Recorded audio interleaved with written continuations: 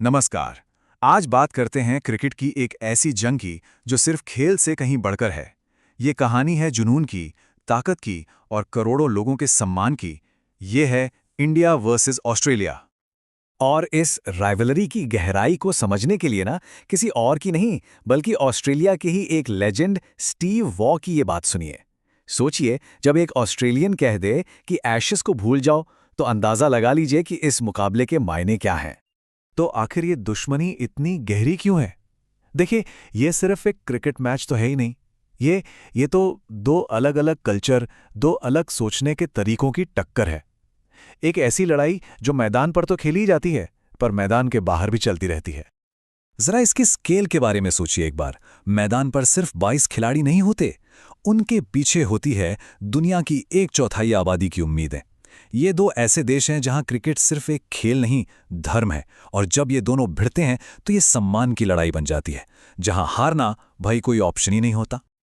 लेकिन मजे की बात यह है कि ये टक्कर हमेशा से ऐसी कांटे की नहीं थी। नहीं, एक जमाना था जब ये राइवलरी पूरी तरह से एक तरफा थी। तो चलिए कहानी की शुरुआत में चलते हैं, उस दौर में जब कंगारुओं का राज था।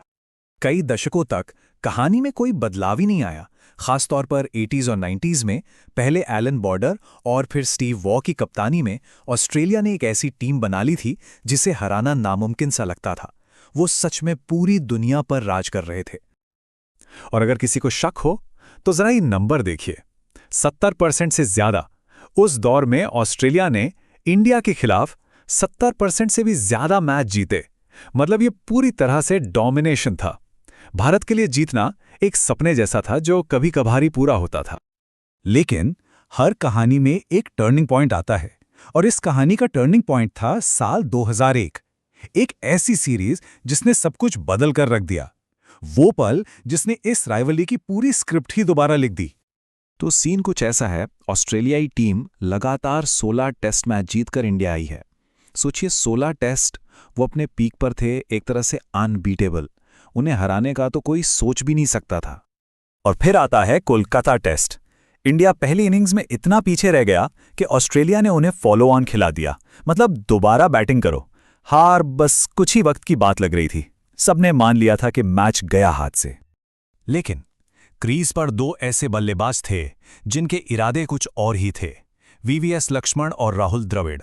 और उनके दिमाग में बस एक ही चीज चल रही थी, चलो लड़ते हैं, देखते हैं क्या होता है, हार नहीं माननी है बस। और फिर ये नंबर सामने आया, 376।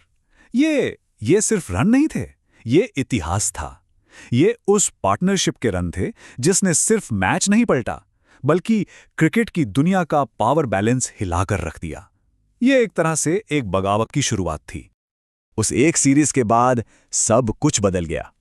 अब ये राइवलरी एक तरफा नहीं रही, ये बन गई दो बराबर के योद्धाओं की जंग। एक ऐसा मुकाबला जहां कोई भी इंच देने को तैयार नहीं था।